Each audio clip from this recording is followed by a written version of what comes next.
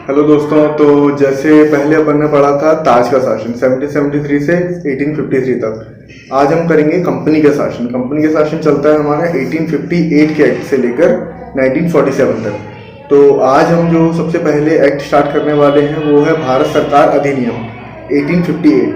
तो इस एक्ट में क्या था, भारत में बेहतर प्रशासन के लिए ये एक्ट बनाया गया था। किसमें? भारत में बेहतर प्रशासन के लिए एक्ट को बनाया गया था। इस अधिनियम के अंतर्गत कंपनी के अधीन समस्त भारतीय क्षेत्रों को ब्रिटिश सम्राट के अधीन कर दिया गया था। क्या? जो कंपनी के अधीन जितने भी भारतीय क्षेत्र आते थे उन्हें उठा के किसके अधीन कर दिया गया था? ब्रिटिश सम्राट के अधीन कर दिया गया था। इस प्रकार इंग्लैंड की पार्लियामेंट का भारतीय शासन पर प्रत्यक्ष नियंत्रण या हस्तक्षेप प्रारंभ हो गया था। क्या होता? कंपनी का जो क्षेत्र था पूरा, वो क्षेत्र किसके अंडर में कर दिया गया था? ब्रिटिश पार्लियामेंट के अंतर्गत कर दिया गया था। ठीक है। तो अब उसके बाद इस एक्ट में एक और चीज है कि भारत के जो गवर्नर जनरल थे उनको वाइसराय बोला जाने लगा था। जैसे कि पहले वाइसराय अपने लॉर्ड कैनिंग थे, तो क्या हुआ था? गवर्नर जनरल को वाइसराय बोलने जाने लगा। जो सबसे पहले कौन थे? Lord Canning. ये फैक्ट है, इसे याद रखना कि लॉर्ड कैनिंग सबसे पहले वाइसराय थे। भारत के गवर्नर जनरल के वाइसराय नाम की पदवी दी गई थी। वाइसराय की सहायता हेतु भारत सचिव पद का सृजन किया गया था। किसका? भारत सचिव पद का सृजन किया गया था। ठीक है। एक भारत परिषद का भी गठन किया गया था जिसमें 15 सदस्य थे। 15 सदस्यों में से 8 सदस्य जो थे वो सरकारी सदस्य थे, मतलब सम्राट के द्वारा निर्वाचित सदस्य हुआ करते थे, और जो 7 सदस्य थे वो गैर सरकारी सदस्य हुआ करते थे। इस प्रकार बहुमत सरकारी सदस्यों के पास ही रहता था, क्योंकि 8 सरकारी सदस्य थे और 7 अपने नॉर्मल सदस्य थे, गैर निर्वाचित। तो इस प्रकार जो बहुमत जाता था वो हमेशा सरकारी सदस्यों के पास जाता था। भारत सचिव एवं भारत परिषद सीधे ब्रिटिश संसद के प्रति उत्तरदायी थी। जो भारत सचिव थे और भारत परिषद जो बनाई गई थी वो सीधे सीधे ब्रिटिश संसद के प्रति उत्तरदायी थी। इसमें प्रतिवर्ष बजट प्रस्तुत करने का प्रावधान किया गया था। यह बजट ब्रिटिश संसद में प्रस्तुत किया जाता है। इसमें इस एक्ट में क्या किया गया था कि बजट को प्रस्तुत करने का प्रावधान किया गया था, और यह बजट पेश कहाँ होता था? ब्रिटिश संसद में प्रस्तुत किया जाता था। 18 फरवरी 1869 को जेम्स विल्सन, क्या जेम्स विल्सन वाइसराय इस टाइम पे थे? लॉरेंस, ये तीसरे वाइसराय थे। इन्होंने बजट पेश किया था। किसने? जेम्स विल्सन ने। कब किया था? 18 फरवरी 1869। अब भारत सरकार अधिनियम 1858 के बाद क्या हुआ? महारानी विक्टोरिया का घोषणा पत्र आया, जो कि 1 नवंबर 1858 को लॉर्ड कैनिंग ने इलाहाबाद में पढ़ा। कहाँ पढ़ा? लॉर्ड कैनिंग ने 1 नवंबर 1858 को महारानी विक्टोरिया का घोषणा पत्र इलाहाबाद में पढ़ा। उस पत्र के जो मुख्य बिंदु थे वो कुछ इस तरह थे कि सबसे पहली बात, धार्मिक मामलों में दखल ना देना, कि कोई भी धार्मिक मामले में दखल नहीं दी जाएगी। नियम बनाते समय प्रथाओं एवं संस्कृति को ध्यान में रखकर किसी भी नियम का निर्माण किया जाना, कि जो प्रथाएं हैं, जो नियम है, जो संस्कृति है भारत की, उसे ध्यान में रखकर ही कोई नियम बनाया जाएगा। नौकरियों में योग्यता को आधार बनाया जाएगा। इससे पहले क्या होता था कि लिया किसी को भी अपॉइंट कर दिया, कोई योग्यता का कोई आधार नहीं था कि किस बेसिस पे अपना सिलेक्शन हो रहा है नौकरी के लिए, इसका कोई आधार नहीं बनाया गया था। दूसरी बात, शिक्षित वर्ग जो था, जो शिक्षित वर्ग था उसने इस घोषणा पत्र को अधिकारों का मैग्ना कार्टा कहा था। क्या कहा था? अधिकारों का मैग्ना कार्टा। किसे कहा था? महारानी विक्टोरिया के घोषणा पत्र को, जो आया था 1 नवंबर 1858 को। अब अधिकार का मैग्ना कार्टा सबसे पहले 1215 में ब्रिटेन सम्राट की घोषणा को भी कहा गया था, कि ब्रिटेन सम्राट ने 1215 में जो घोषणा की थी उसे भी वहां के लोगों ने घोषणा अधिकारों का मैग्ना कार्टा कहा था। तो महारानी विक्टोरिया की घोषणा पत्र के बाद फिर आता है भारत परिषद अधिनियम 1861। कौन सा? भारत परिषद अधिनियम 1861। इसमें क्या हुआ था? वाइसरॉय या गवर्नर जनरल की जो कार्य परिषद थी, जो 1773 एक्ट वाली जो कार्य परिषद थी, जो 4 सदस्य थी, उसमें एक सदस्य और जोड़ा गया। उस सदस्य को क्या? विधि विधेयक होगा। वो सदस्य क्या होगा? विधि विधेयक। इस प्रकार सदस्यों की संख्या 5 हो गई। ठीक है। गवर्नर जनरल को प्रशासनिक सुविधा के लिए नियम बनाने का अधिकार दिया गया, कि जो गवर्नर जनरल या वाइसरॉय था उसे प्रशासनिक सुविधा के लिए नियम बनाने का अधिकार दे दिया गया।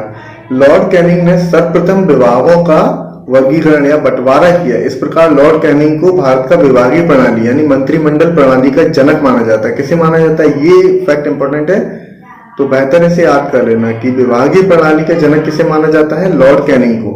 क्या, लॉर्ड कैनिंग। कैनिंग जो टीथ होते हैं ना, कैनिंग टीथ रहते हैं, वो क्या करते हैं कि जो फ्लैश होता है उसे काटने चबाने का काम आता है, टुकड़े टुकड़े करने का काम आता है। तो लॉर्ड कैनिंग ने यही किया। विभाग प्रणाली में क्या किया उसने, विभागों के टुकड़े टुकड़े सबको एक विभाग बांट दिए। तो ये हो गई उनकी विभागों की प्रणाली, विभागीय प्रणाली। इस अधिनियम द्वारा प्रांतों को कानून बनाने का अधिकार दिया गया तथा इस प्रकार प्रांतों में विधायिका का गठन हुआ। क्या हुआ, प्रांतों को कानून बनाने का अधिकार दे दिया। तो यानी विधायिका मतलब वो कहीं ना कहीं विधि बनाएगी, विधि बनाएगी यानी कि नियम बनाएगी। तो इस प्रकार प्रांतों में विधायिका का गठन हुआ।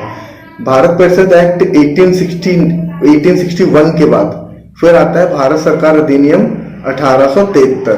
कितना, 1873। इसमें इतना कुछ खास हुआ नहीं है, बट इसमें एक जरूरी काम हुआ है जो जरूरी भी था और नहीं भी था, है ना। तो देखते हैं क्या होता है। 1 जनवरी 1874, 1 जनवरी 1874 को ब्रिटिश ईस्ट इंडिया कंपनी को भंग कर दिया गया। क्या किया गया, ब्रिटिश ईस्ट इंडिया कंपनी को भंग कब किया गया, 1 जनवरी 1874, 1 जनवरी 1874 को।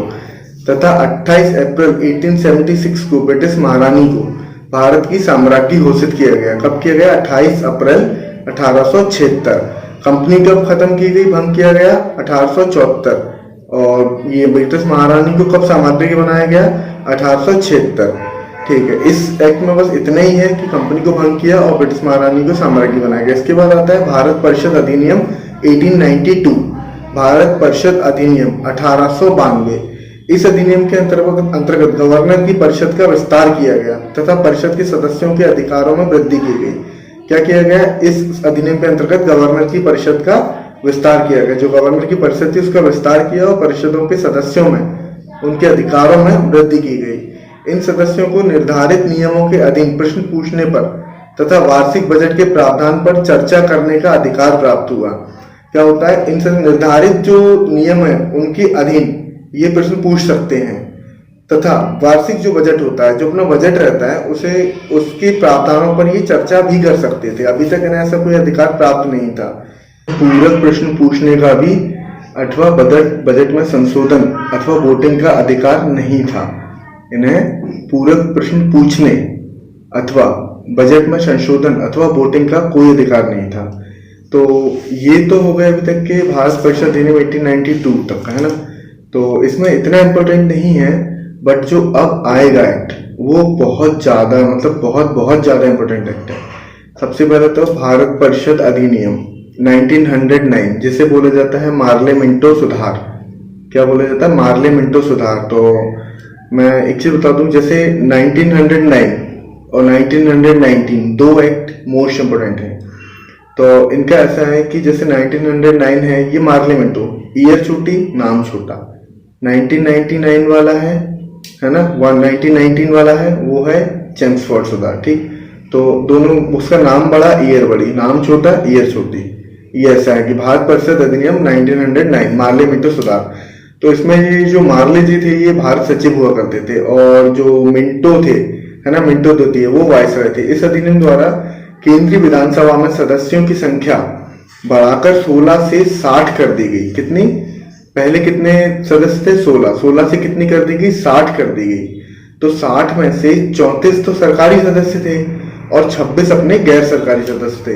कितने, ये फैक्ट है, इन्हें याद करना ही करना है। इसीलिए मैं बोलता हूँ कि वीडियो को कम से कम 2-3 जितनी ज्यादा बार देखोगे। अभी तो ऐसा है कि वीडियो चलो उसके बाद ईयरफोन लगाओ, कान में लगाओ और सुनते रहो, क्योंकि पढ़ने जैसा इसमें अभी कुछ है नहीं। जब पढ़ने का आएगा तो मैं वीडियो में आपके लिए वो भी प्रोवाइड कर दूंगा। अभी सिर्फ सुनने का है तो वो सुनते जाओ, जब भी टाइम मिले ईयरफोन लगाओ कानों में और लेट जाओ, आराम से वीडियो सुनते जाओ। जितनी ज्यादा सुनोगे रिपीटेशन में उतना ज्यादा अच्छा रहेगा, ताकि चीजें दिमाग में सेट रहेंगी। तो इस अधिनियम द्वारा केंद्र विधानसभा की संख्या 16 से बढ़ाकर 60 कर दी गई। 34 सरकारी सदस्य, 26 गैर सरकारी सदस्य। परंतु प्रांतों में गैर सरकारी सदस्यों की पहली बार संख्या बढ़ जाएगी।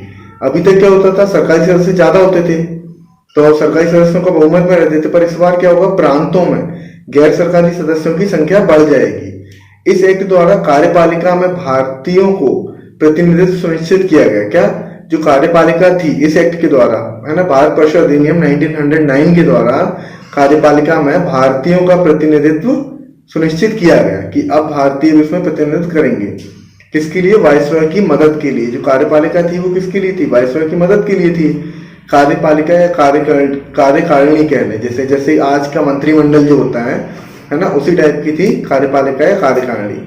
तो एक भारतीय सदस्य की एंट्री कार्यपालिका में हुई। कितने? एक भारतीय सदस्य की एंट्री हुई है कार्यपालिका में, ठीक है। और इस एक्ट में क्या था? भारतीय परिषद में 2 सदस्यों को और ज्यादा जोड़ा गया। कितने? 2 सदस्य भारतीय परिषद में जोड़े गए। इस अधिनियम द्वारा भारत में अप्रत्यक्ष निर्वाचन प्रारंभ किया गया। क्या? अप्रत्यक्ष निर्वाचन प्रारंभ किया गया। अप्रत्यक्ष निर्वाचन मतलब इनडायरेक्ट।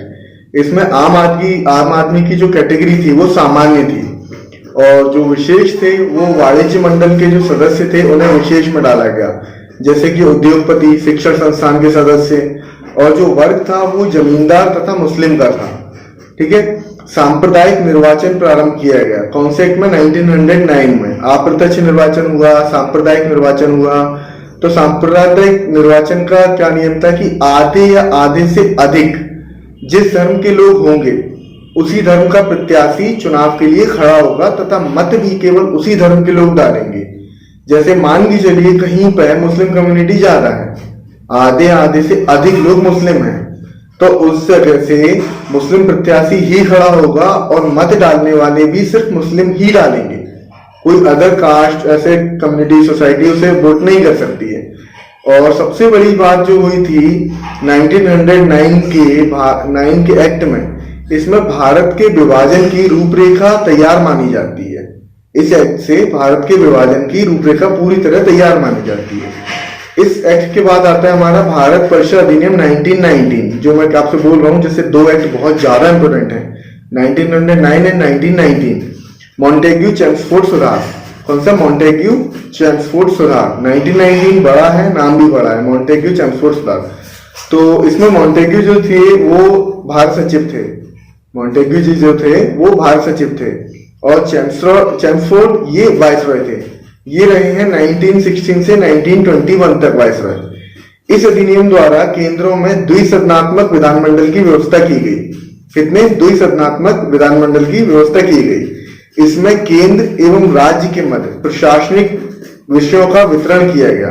जो प्रशासनिक विषय थे उनका वितरण किया गया। किस किस के मध्य? केंद्र एवं राज्यों के मध्य वितरण किया गया। तो जो विषय थे वो मैं आपको बताऊं, केंद्र के पास जो विषय थे, केंद्र के कानून कार्य, रक्षा, सेना, सीमा शुल्क, विदेश संबंध, संचार, यातायात, खनन, रेलवे। क्या क्या?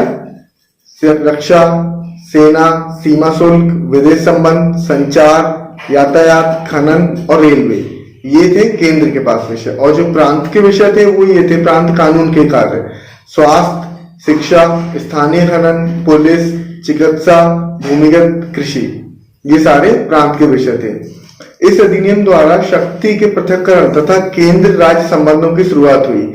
शक्ति का पृथक्करण कैसे हुआ कि अब जो शक्ति पहले सिर्फ केंद्र के पास थी, अब उन्हें डिवाइड किया गया केंद्र और प्रांत में, कि विषयों को वितरण करके शक्ति का पृथक्करण किया, तथा केंद्र राज्य आपस में कोऑर्डिनेट करेंगे तो उनका संबंध बनेगा ना, केंद्र राज्य संबंध की शुरुआत भी हुई। इसमें अवशिष्ट शक्तियों का उल्लेख नहीं किया गया। जैसे जो शक्तियां इसमें बताई गई हैं वो तो है, बट अगर कोई नई चीज, नई प्रॉब्लम आती है तो उसका कोई सॉल्यूशन इसमें ऐसा नहीं दिया गया है। इस अधिनियम द्वारा प्रांतों में द्वैध शासन प्रारंभ किया गया। ये क्वेश्चन बहुत ज्यादा आता है कि प्रांतों में द्वैध शासन किस एक्ट के तहत शुरू किया गया था। तो भारत परिषद अधिनियम 1919 मॉन्टेग्यू चेम्सफोर्ड सुधार के तहत प्रांतों में द्वैध शासन प्रारंभ किया गया। इसमें 2 वर्ग बांटेगा, आरक्षित और हस्तांतरित।